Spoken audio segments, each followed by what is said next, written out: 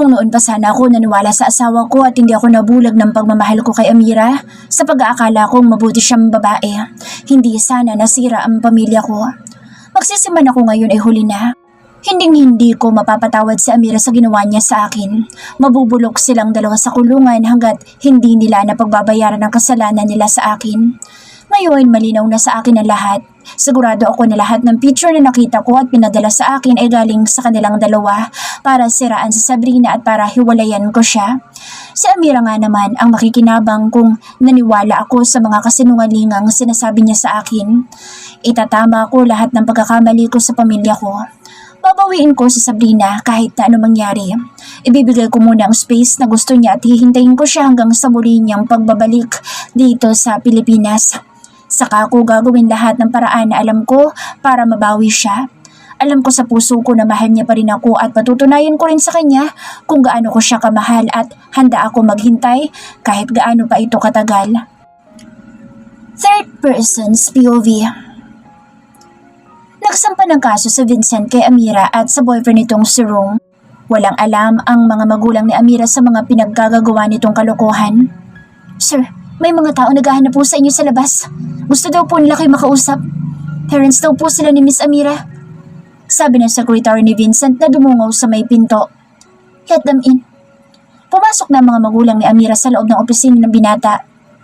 What can I do for you, ma'am? Magalang na sabi ni Vincent sa mag-asawang Lopez. Drop the lawsuit against her daughter. Diretsang sagot ng lalaking Lopez. Why would I do that? May diin na sabi ni Vincent. Because her daughter is innocent. She is just a victim. And you are to blame for why she became like this. Sagot naman ng ina ni Amira. At bakit ang anak ko sisisihin niyo? Hindi niyo ba alam na napakalaking pera ang ninakaw ng anak niyo sa anak ko? 25 million is not a joke. She must pay for what she has taken. Galit na sabi ng ina ni Vincent habang naglalakad papasok sa opisina ng kanyang anak.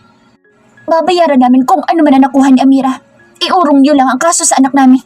Hindi niya deserve ang makulong. Kung naging mabuting boyfriend lang sana ang anak mo, hindi aabot sa ganito ang anak ko. Mrs. Lopez, do not blame others sa katangahan ng anak mo. Kung natuto lang siyang nakontento sa anak ko, wala naman sanang problema. Siya ang dahilan kung bakit may isang babae ang nagdusa dahil sa ginawa ng anak mo. Matapang na sagot ni Madam Claudia kay Mrs. Lopez. What do you mean? Masyado niyo naman yatang inaapi ang anak ko. Pinukulong niyo na nga. Hindi pa ba sapat yun? Bakit kailangan niyo pagsirain ang pagkatao niya para lang ma-justify ang ginawa niya sa anak ko? Sabi ni Mrs. Lopez habang gusto nang kumawala ang mga luha sa kanyang mga mata. Hindi namin sinisiraan ang anak mo. Kahit kami hindi namin inakala na magagawa niya ang mga bagay na ito. Verna, papasukin mo nga si Diana. Utos ni Madam Claudia sa sekretary ni Vincent. Isang babae ang pumasok sa opisina ni Vincent. Tinitigan ni Vincent ang babae na animoy na mumukhaan niya ito. Do you know her, Mom? Tanong ni Vincent sa kanyang ina. Siya ang isa sa mga nag-serve noong birthday mo. Kasama siya nila Sabrina at Kath. Nang matapos ang birthday, agad din siyang nag-resign sa hotel. Kahapon ay nagpunta siya sa hotel dahil gusto niya magsabi ng totoo. Magsalita ka. Ano ang totoong nangyari ng gabi ng birthday ko? Sino ang naglagay ng arousal pill sa iniinom namin ni Sabrina? Galit na tanong ni Vincent. Patawarin niyo po ako, sir. Sumunod lang po ako sa utos ni Miss Amira. Ako po naglagay sa iniinom ni Sabrina at ako din po ang namilit sa kanyang uminom kahit na nakailang tanggi na po siya. Si Miss Amira po naglagay ng gamot sa inumin ninyo. Pinagplanuhan po talaga nila na kasama niya na idrag kayo para makagawa siya ng dahilan na hiwalayan ka po niya. At si Sabrina ang nakita niyang sagot sa problema niya. Nang mahilo sa Sabrina, idinala po ni Sir Rome ito sa kwarto niyo. Saka po sila umalis ni Miss Amira. Binayaran po nila ako para manahimik pero hindi ko na po kaya ang mga pinagagawa niya sa akin noong nakaraan kaya po tumanggi na ako at nagtago. Anong pinagagawa niya sa'yo? Nagngangalit na ang bagang ni Vincent sa mga revelasyon na nalalaman niya. Gusto niya pong kumuha ko ng tao na dudukot kay Sabrina at babayaran niya daw po ako ng malaki. Noong una po, muntik niyang ipagahasa sa Sabrina. Ako din po nagbayad sa lalaki para gawin yun dahil yun ang utos niya. Nagsasalo siya na mukhang nababaling na daw pong atensyon niyo kay Sabrina. Noong sumunod po, pinabundol niya po sa Sabrina noong araw na nakita niya kayong dalawa ni Amira dito sa opisina mo. Hindi ko po alam kung paano niya nakausap ang boyfriend ko. Yun po ang inutusan niya para bundulin si Sabrina. Mabuti na lang at may isang lalaki na nagligtas sa kanya. Nandun po ako nung araw na iyon. Pinipigilan ko po yung boyfriend ko dahil iba na ang gusto ni Miss Amira. Pinagbabantaan niya na rin ako na kapag nagsalita ako, ay papapatay niya ako. Alam ko po may kasalanan din ako dahil naging kasangkapan ako sa mga plano niya pero matagal ko na pong pinagsisisihan ang ginawa ko. Kaya nung nalaman ko po na nahuli siya ng mga polis, eto na po ang pagkakataon ko para magsalita. Napakadelikadong tao po na Miss Amira at Rome. Kaya po nilang pumatay para sa pera. Nanginginig ang katawan habang nagkukwento si Diana. Ngayon, Mrs. Lopez, anong masasabi mo sa anak mong biktima lang? Ang biktima dito ay ang manugang ko at ang anak ko na pilit niyang sinisira. Minahal siya noon ni Vincent pero hindi niya pinahalagahan. Ngayong may pagkakataong maging masaya sana ang pamilya ng anak ko, sinira niya. Bukod pa doon, gusto niya pang akuin ang anak ko, ang anak nila ng boyfriend niya.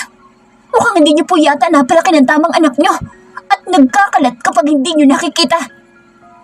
Mataray na sabi ni Madam Claudia sa mag-asawang Lopez. No, that is all a lie. Hindi yan magagawa ng anak ko. Sinisiraan niyo lang siya dahil gusto niyo siyang ipakulong. Umiiyak na sabi ni Mrs. Lopez. Mabuti pa ho, kumuha na lang kayo ng magaling na abogado para ipagtanggol sa Amira. Hindi ko iuurong ang kaso at lalong hindi ako maaawa sa anak niyo. Ilang beses niya na akong paulit-ulit na naloloko at pati anak ng iba.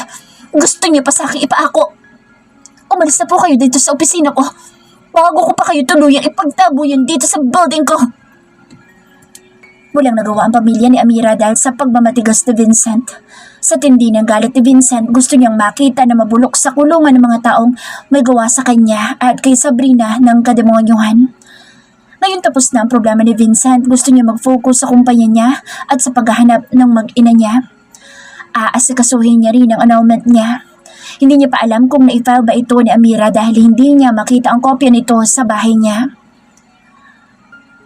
Makalipas ang isang buwan, gumugulong na ang kaso ni Amira sa kasong estafa. Hindi na siya nag-file ng iba pang case dahil naawa siya sa dalaga na malaki na din ang tiyan sa kulungan. Bro, anong plano mo? Malapit na matapos lahat ng problema mo. Balak mo bang hanapin ang mag-ina mo? Tanong ni Irvin. Plano ko naman. Ang kaso natatakot ako na baka galit pa siya sa akin. Palilipasin ko muna siguro. Hindi pa ako handang humarap sa kanya. Pagkatapos ng lahat ng pagkakamali kong nagawa, siguro'y tama lang talaga na iniwanan niya ako. Malungkot na sabi ni Vincent.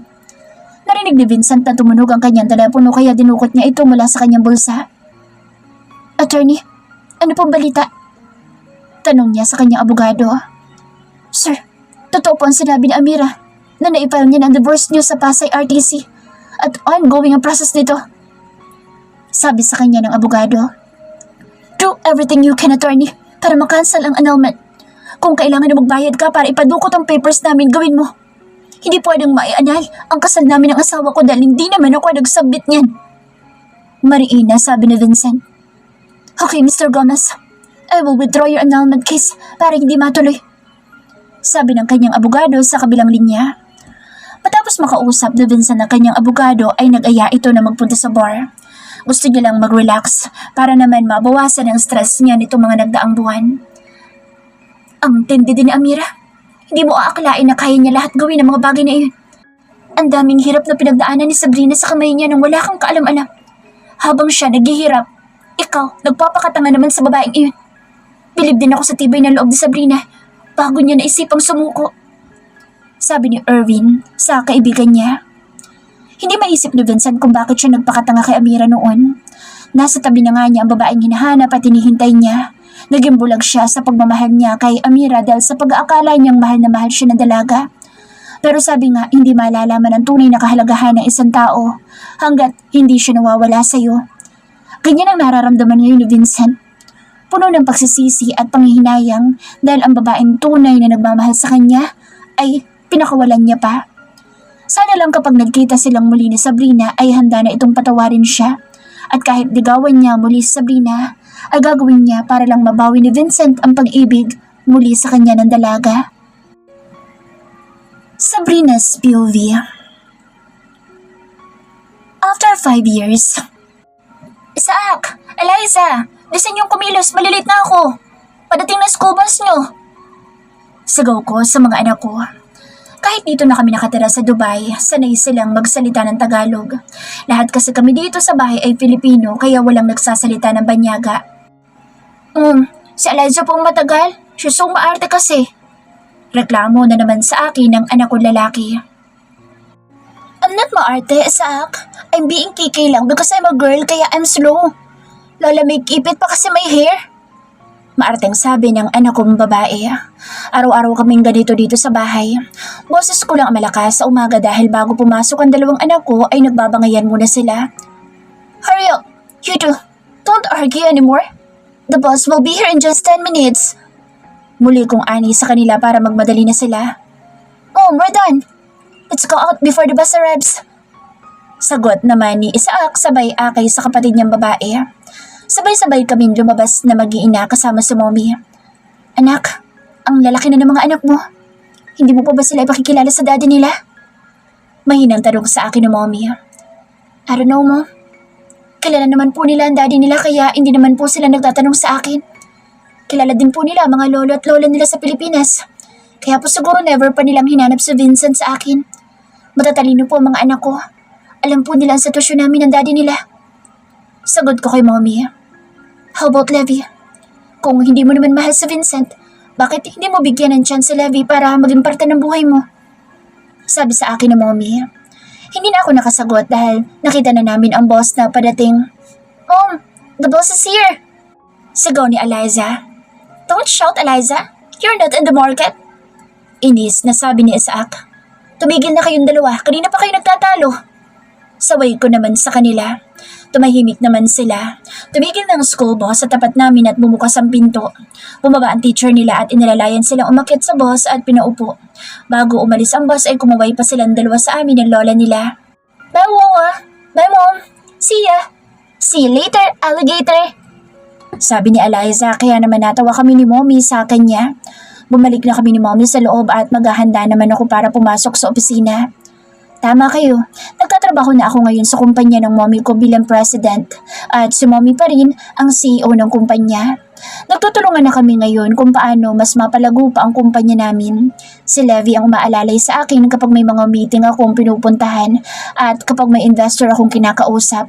Si Kat naman ang aking secretary na lagi kong tinutukso kay Levi pero iba naman yata ang gusto niya. Sabay na po ba tayong papasok sa office today? Tanong ko kay Mom. I think kailangan mo nang mauna sa akin sa office. May ka-meeting ako ngayon, anak. Doon ako dadiretso. Magkikita kami sa isang hotel natin kaya hindi ako sa'yo makakasabay. See you before lunch. Sabi sa akin ni Mommy. See you, Mom. Nakangiti ko namang sabi sa kanya.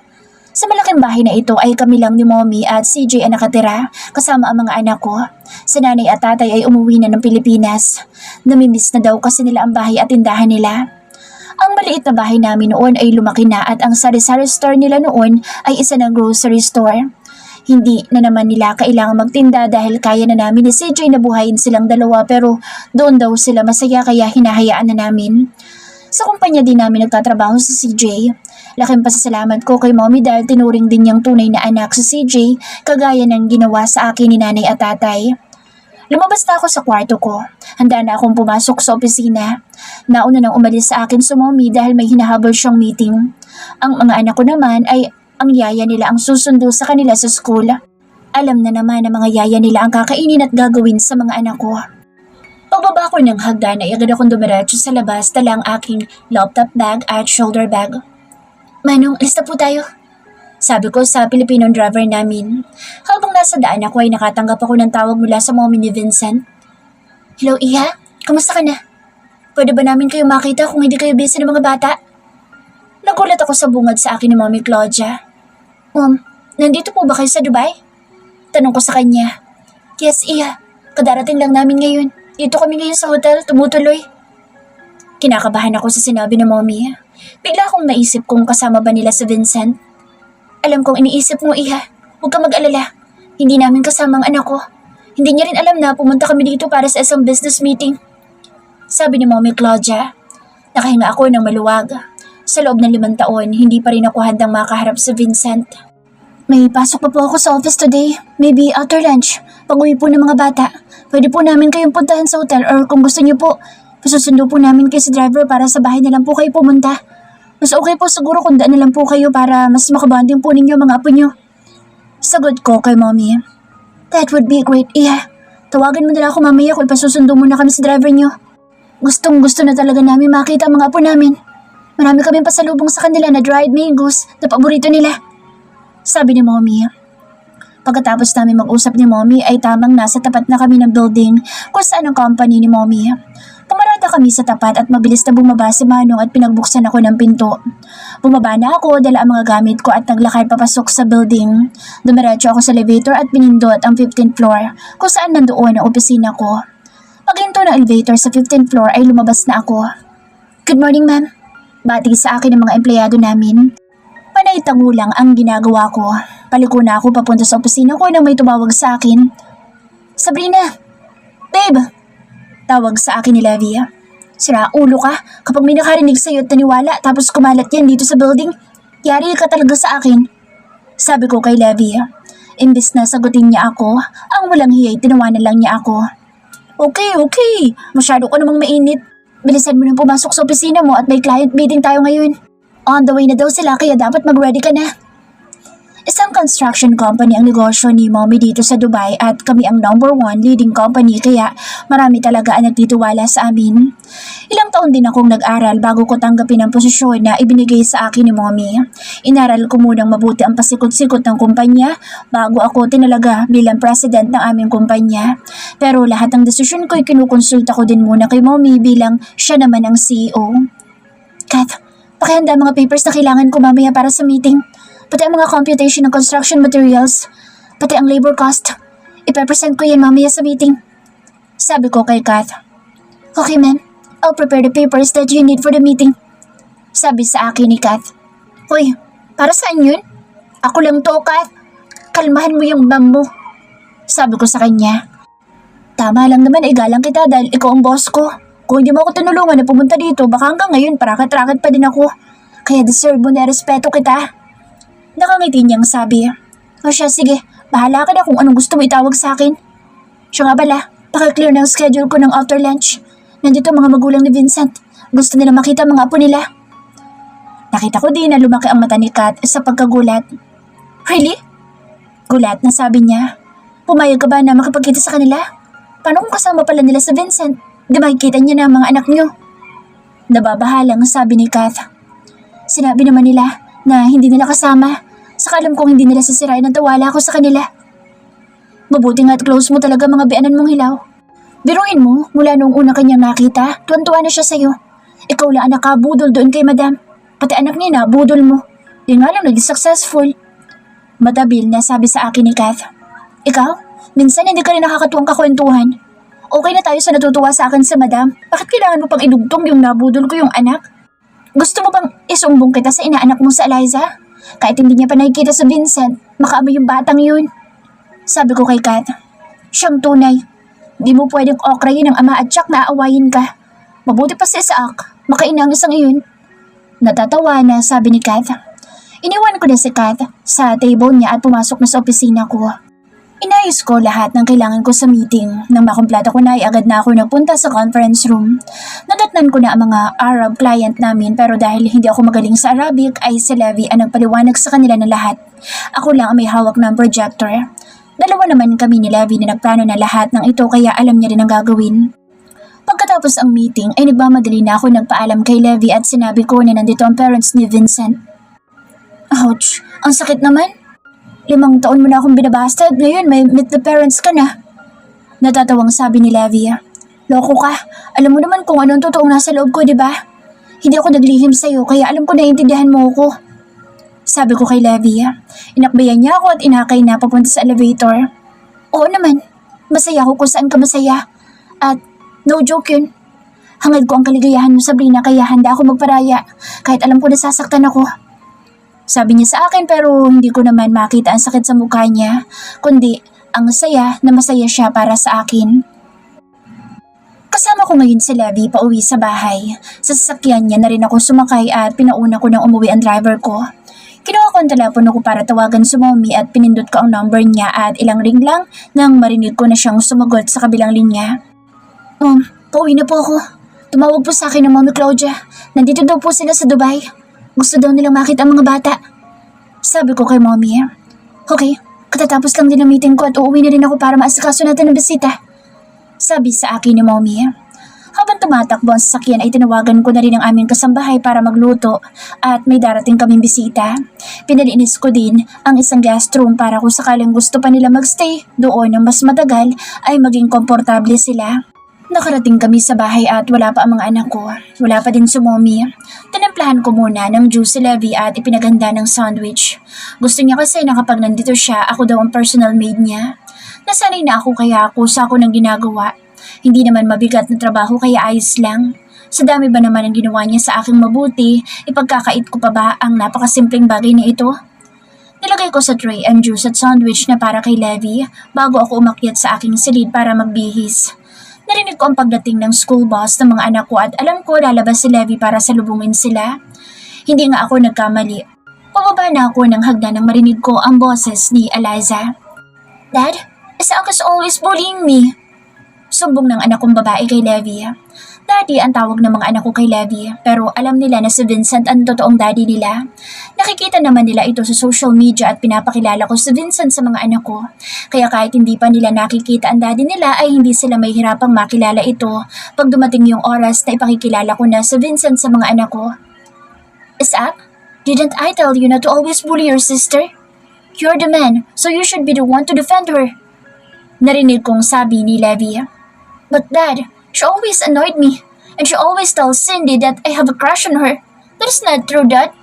Cindy is only my friend. Defended my son. Natatawa na lang ako kapag nandito si Levy. Hindi niya alam kung paano patatahimikin ang dalawang bata. So sobrang daldal nila, hindi yata uso sa kanila ang salitang pahinga. Eliza, why are you saying that he has a crush on Cindy? Muling sabi ni Levy kay Eliza. Kids, go to your room and change your clothes. May visitor tayong darating and I want you to be nice and good, okay? Putol ko na sa usapan nilang tatlo at nakikita ko nang nalilito na si Levy sa dalawa niyang inaanak. Mom, sino pong visitor natin? Nakangiting tanong ng anak kong lalaki. Kapag siya ang umingiti sa akin, kuhang-kuha niya ang facial expression ng kanyang ama. Lahat ng mannerism ni Isaac ay namanan niya yata kay Vincent. Bukod pa sa kamukhang-kamukha niya ang daddy niya. Is Lola Nanay our visitor? Did they come back here? Tanong naman sa akin ni Eliza. Nakakatuwa ang mga anak ko kasi pwede talaga kami maghati ni Vincent. Kung si Isaac ay kamukha niya, si Eliza naman ang carbon copy ko. Matapang at palaban pero sweet. Si Isaac naman ay sobrang strong ng personality, parang si Vincent. Pinasamahan ko na sa mga yaya nila ang dalawa kong anak. Inutusan ko silang maligo para pagdating ng mamita nila ay mabango sila pag hinalikan. Ngayon pa lang, makikita ng mga magulang ni Vincent ang mga anak ko. Madalas sa video ko lang nila nakikita ang mga apo nila. Nang wala na ang mga anak ko, tinawagan ko na si Mommy Claudia para tanungin ko saang hotel ko sila ipasusundo sa driver. Dinayaw ko na ang number niya at hindi rin naman nagtagal ay sinagot niya ang tawag ko. Ipasusundo ko na po ba kayo? Saang hotel ko po kayo ipasusundo?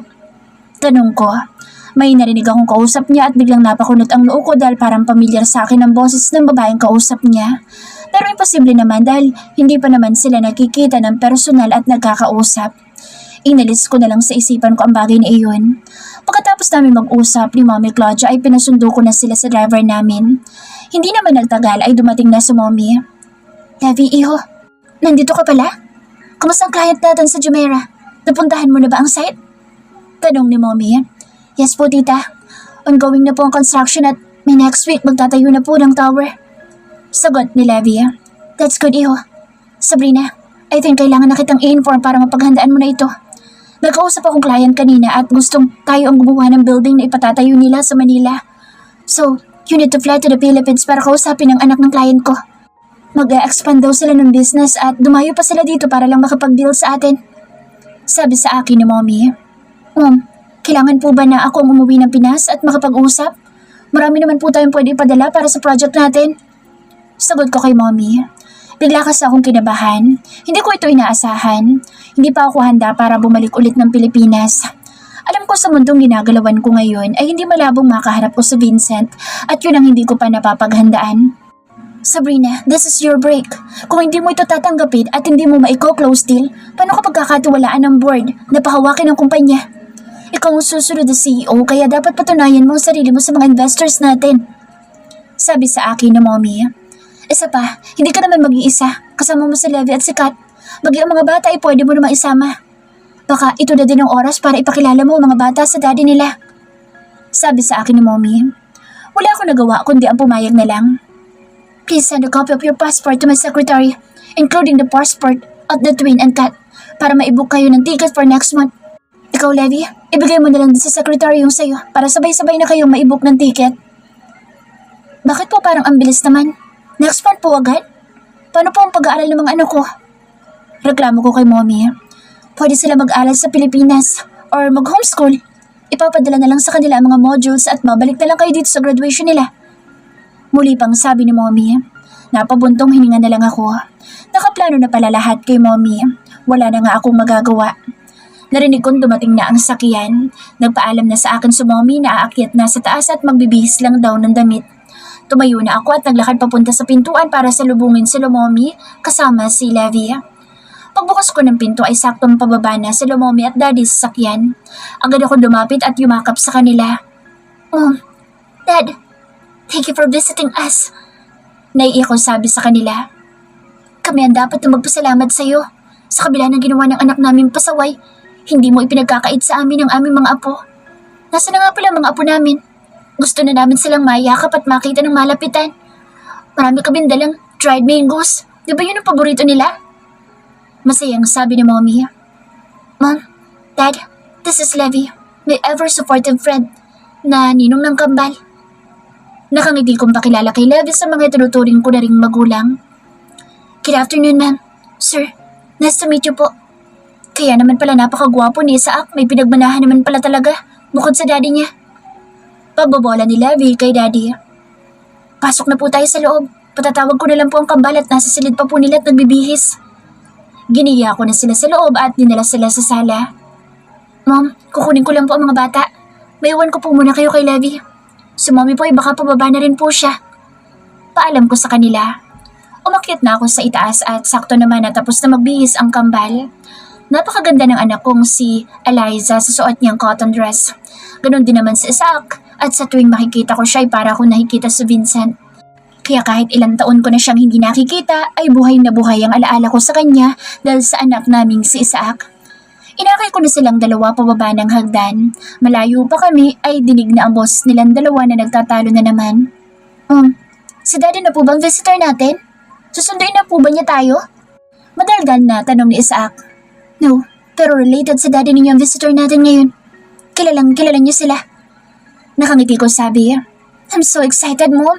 This is our first time to have a visitor. Masayang sabi naman ni Eliza. Pagdating namin sa sala ay nakatalikod ang mga bianan ko. Tinuro ko sila sa mga anak ko at dahan-dahan silang humarap sa direksyon namin. Mamita! Lolo, Dad! Malakas na sigaw ng kambal. Mabilis silang tumakbo palapit sa dalawang umiiyak na matanda. Hindi ko makayanang tingnan sila dahil naiiyak din ako sa naging reaksyon ng dalawang matanda. Sinalubong nila ang mga anak ko at mahigpit nila itong niyakap. Lolo, Dad? Mamita? Why are you crying po? Naguguluhan na tanong ni Eliza. We're just happy to see you both. Masayang sabi ni Mommy sabay pahid ng kanyang mga luha. Lolo, Dad, you're so gwapo po just like me. Nakangiti naman na sabi ni Isaac. Ikaw talaga, bulero ka. Marami kaming pasalubong sa inyo ni Mamita. Gusto niyo na bang makita? Masayang sabi naman ni Daddy habang kalong-kalong si Isaac. Do you have dried mangoes for me, Lolo, Dad? Malambing na tanong ni Eliza. Of course, for my beautiful apo.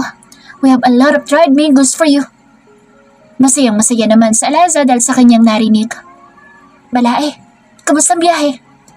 Mula sa likuran namin ay tanong naman ni Mommy sa mga bianan ko. Tumayo naman ang dalawang matanda at nagbeso-beso sila nila Mommy. Iniwan ko na muna sila at nagpunta sa kusina para maghanda ng pagkain nila. Inayos ko na sa long table ang kakainin nila. Habang naghahanda ako ay hindi ko maiwasan ng mapangiti. Para kaming isang masaya at buong pamilya at si Vincent na lang ang kulang. Wala na ako maramdaman na galit sa kanya. Matagal ko na siyang napatawad. Sa ngayon ay gusto ko lang paghandaan ang muli naming pagkikita dahil hindi ko pa rin alam kung ano ba ang mararamdaman ko kapag nakita ko na siya. Vincent's POV. Ang bilis ng panahon. Hindi ko namamalayan na 5 taon na pala ang nasayang dahil sa mga nagawa kong pagkakamali noon. 5 taon na din na nakakulong sila Amira at Rome. Pero si Diana ay nakalaya na dahil mababa lang ang sentensya niya. Siya ang kinuha kong state witness sa kasong sinampa ko kay Amira at Rome. Sa bilangguan na din ang anak sa Amira at ibinigay na lang sa parents niya ang bata. Hanggang ngayon ay galit pa rin sila sa akin dahil sa ginawa kong pagpapakulong sa anak nila. Nandito ako ngayon sa opisina ko kasama mga kaibigan ko. May bagong project kasi kami bubuksan kaya pinag-uusapan na namin ang plano.